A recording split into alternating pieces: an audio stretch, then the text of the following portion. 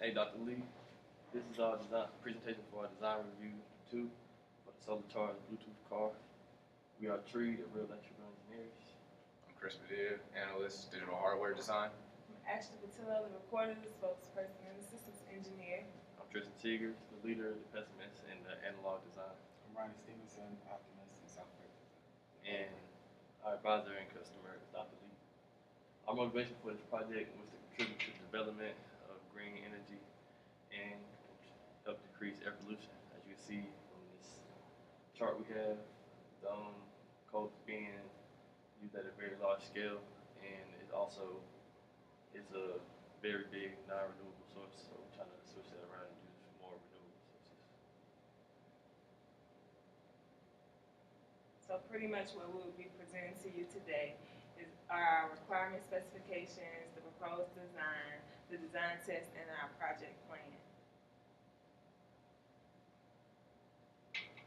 Pretty much what our project is a Bluetooth control and solar charged car, in which the solar charged power will provide a power supply to the microcontroller. And once it is powered, the user will be able to use modern Bluetooth devices in order to control it. Okay, so our engineering specifications. First one, a smart device will operate the car, goes from telephones, tablets, things of that nature. The car will utilize Arduino technology, which is the controller that we use to program the car. The car will connect to Class 2 Bluetooth radio receivers. Basically, most smart devices have Bluetooth in them, so that's how smart devices will be operating the car. The car will be connected to one controller at a time with no interference. That was pretty much explanatory. Like, you don't want to have anything like interfering with how you control the car. Solar panels will charge the car's battery, as Tristian said. We want the car to operate on clean energy. The battery charge time will be less than 6 hours. We don't want the car to take all day to charge. Solar panels are somewhat slower than traditional methods of charging, so try to cut that down a little bit. Solar panels will be waterproof. We just want it to last a little longer, like in the environment when people are driving it. The car will remain stable at winds up to 40 miles per hour. Goes back to the environment, we just want it to be stable. And at the car's max speed, the solar panel will remain operable after impact with stationary objects. Again, that goes back to surviving the environment. Yes. So how are y'all gonna get a wind tunnel or something to test that 40-mile-an-hour thing? We're not sure as to how But that's something we would do. yeah, it's something that we wish to do. Okay. And the thing about running into things Oh yeah, we tested that already. We definitely tested that on already. purpose. I'm just Not on purpose. This right here is our level 0 block diagram for our functionality of our system. We have 2 inputs, solar energy and user control, and one output, which is user operation of the vehicle. Yes, our car, as I said earlier, will be charged, will allow solar panels to charge the battery source too, and also control the microcontroller, and will be controlled by Bluetooth. This is our level 1 block diagram. As you can see, our level 0 broke down even further. We have 4 modules: a power supply, communication control, processor, and the motor. And yes. This right here shows our functionality table for our power supply.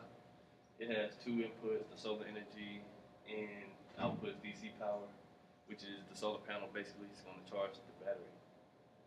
And our second processor module is inputs data transmission and gives out control signal. These are our other 2 modules for our level 1 block diagram. We have the communication control and our motor. The communication control inputs user control and then transfers that to data transmission, which goes into the last module I showed you, the processor.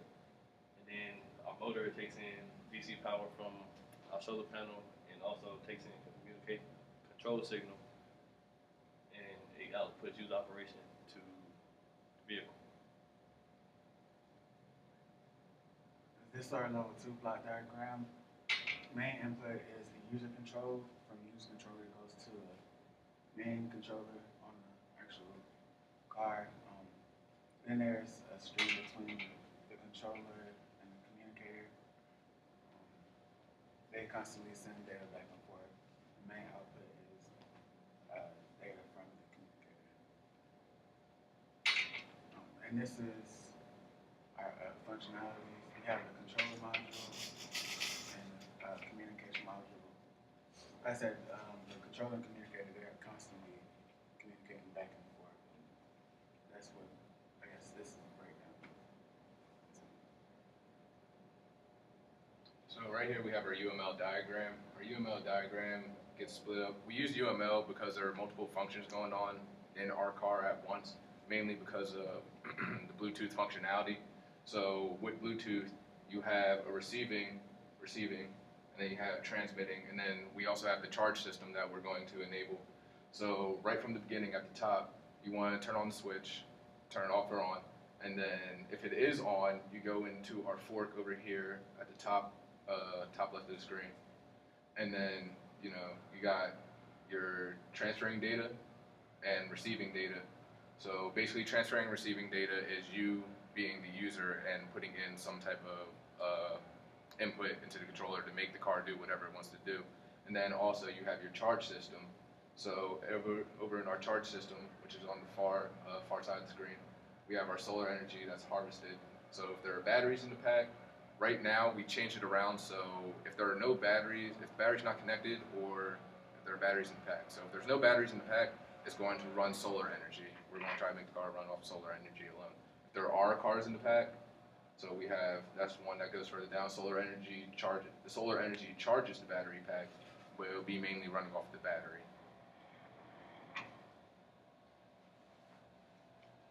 So this is our test document. Description: the control integrations test will verify whether the Arduino unit will provide a strong connection to the control unit with no interference. And this is correlated to one of our engineering specifications, well, a couple of our engineering specifications, that the car will utilize the Arduino technology, the car will connect to class 2 Bluetooth radio receivers, and the car will be connected to one controller at a time. And the setup, programs should be loaded onto the Arduino board. Well, I guess we can go into the actual test. Program will be loaded to the Arduino board. Controller will establish connectivity with the Arduino board. Minimal distance and the outlets between the controller and Arduino board. And then the controller will be tested to make sure that there is communication between the controller and Arduino. Did you say minimal distance? I'm sorry, I can't read. Yeah, minimal. Like, we don't, like, not from there to across the road. Like, that's how close Chris is to it now. Just to make sure that there's a connection.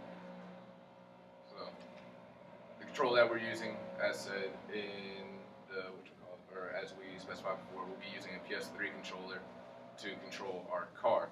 So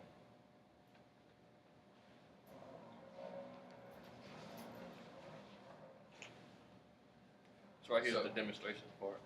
So we're going to be using the Arduino IDE.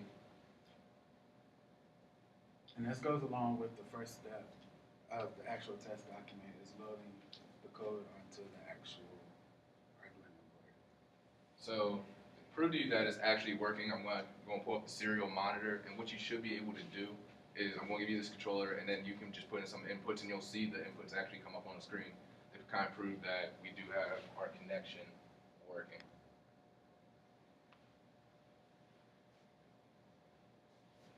So right now, it's asking for an incoming setup. So we gotta do, you have to hot swap your controller, because you have to set the MAC addresses to the same thing, to the same address. So you can hot swap your USB Bluetooth dongle with the board real fast to give your controller the same MAC address. So after it stops blinking, it says that it has received the controller, so it knows that the controller's here. So, take that out. Put back in my Bluetooth. Everything was successful. My DualShock 3 was enabled. Lighting on is number 1. So here you go, Dr. Lee. You just press it. You press You the just button. press anything and it should pop up. It should pop up on there. So you press triangle, And it says triangle, Press circle. circle, it says circle, cross. So right now, I'm guessing what you hit was a trigger, or You either hit a trigger or Or you hit analog. so it looks like analog. So what happens with analog is that what happens with the analog is since it's a 360 degrees of motion, so wherever you hold the analog stick, it's going to take up like that degree. Now with the whatchamacallit, the triggers act as potentiometers. So the triggers towards the back, they have varying resistances. So that's how the triggers in the back work, and then everything else is just a regular button. So. Okay.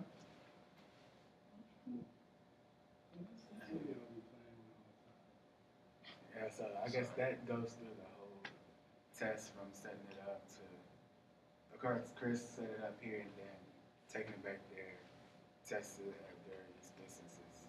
Yeah. Oh, so are you gonna go to the back of the room? Yeah, it should actually work from Bluetooth. I believe is around 30 feet, but I should be able to get something from all the way back here just because we have done things from all the way back here before. Yeah. So that's these are the triggers, varying potentiometers. L1, R1, X, square, triangle, circle, left down, right up, R3, or that's L3, R3, 360 degrees with the right stick, 360 degrees with the left stick, and that's everything.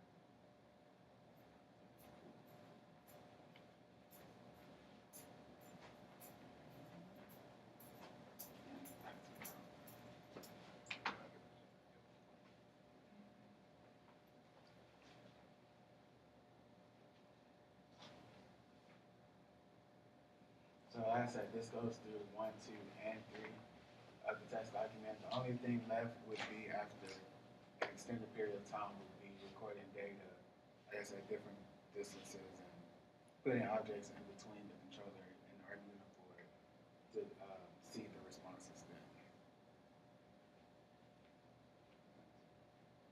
So splitting up the work, we have software, power, and car development. So software, which is basically what me and JR did, because me and JR were heading up the digital aspect of the project, which was to basically get the code working so that Bluetooth works, and then eventually we're going to integrate into the car. So first in the software, we had to purchase components. We have that, develop code, and then download, test, and programming. So that's what we actually provided you today with during our demonstration. So next big part is the power, which AP and Tristian will be actually doing also. So they'll be designing the power circuit, purchasing components are still in the process, and then constructing the power system as well. And then the car development is where we all come together, and then we're going to integrate all the system components and build the actual car. So you got purchase car parts. We have our cars downstairs, constructed. So that's integrating all the different parts into it, and then actually testing it out. So our Gantt chart basically is our time flow for this whole project. I'm saying we are actually making really good progress actually. So right now we purchase our software, we download tested programming, this has all been done. We are working on power right now, which says the 28th, so we're a little behind on that, but we're actually still working on that right now. The biggest parts about this, the Gantt chart, is actually the system integration part, which is actually the next thing we're getting to. And our proposed total, this is how much we spent on the project so far up to this point. basically just highlighting key points. The Arduino board was essential for us, obviously, digital aspect of our car. Solar panels, we're still actually going through various solar panels to make sure that the battery in our car can, or the solar panel can support the battery in our car. Safe. And that it's safe. That's a big one. And then another big part of that whole cost was the actual car. The car was $130. We tested it out. It's actually worth every single penny. So.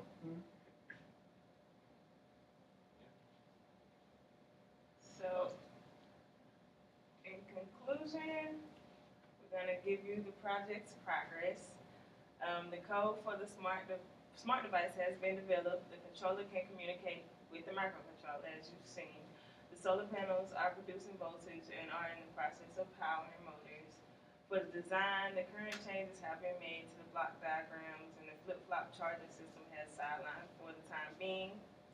Our test for the microcontroller is conclusive, in which you just seen that. For our project plan, the Gantt chart shows that we are on time for our proposed timeline, except for that one thing Chris said that we're still working on, and the cost is slightly over $250, which you saw that, and all the group members are handling their assigned tasks efficiently and effectively. That's our project. Okay, now, we're back to the conclusion. Yeah, so you, in other words, you're back to thinking that you might be able to power the motor, directly from the solar panel? No, that's not going to happen. When it's saying power the motor, it's going to be connected to a control board. The control board distributes power, and all that goes to the motors, microprocessor, everything that needs to be powered, basically. Oh, so it's just gonna power the controller to. Yeah, the solar panel is going to actually charge the battery when it's not being used. For now. And so I guess what the main thing was, we wanted to get it working first, and then we can go back and. And we have to make sure it's safe because it's there's a lot of power and things. We don't want to blow the battery up by charging it at the same time it's being used. So now the flip-flop charging system. That was the original idea that we would have two But batteries. It's still kind of flipping flopping between the battery being charging the motor and the battery being charged by a solar panel. So it's still about the same. So are you gonna fill in that parentheses? So I can actually explain on that parentheses part. What happened was when we were doing this, we actually did have two tests. We were just actually seeing which one would get done first and which one would actually be more effective to show you. So that was like our little way of actually just filling in the blank for you. So, And I filled it in. I think I saved it on the wrong file. So okay. that's our project so far. oh yeah, and we have just so you see, as cost is slightly over $250. We actually just found out we have a $500 budget. Oh yeah, I knew that. So we're all right with costs. Yeah. I just found that out. Okay. All right then. Well, looks like you're making good progress. Now what about this ad train thing? Y'all interested in that? You know what I'm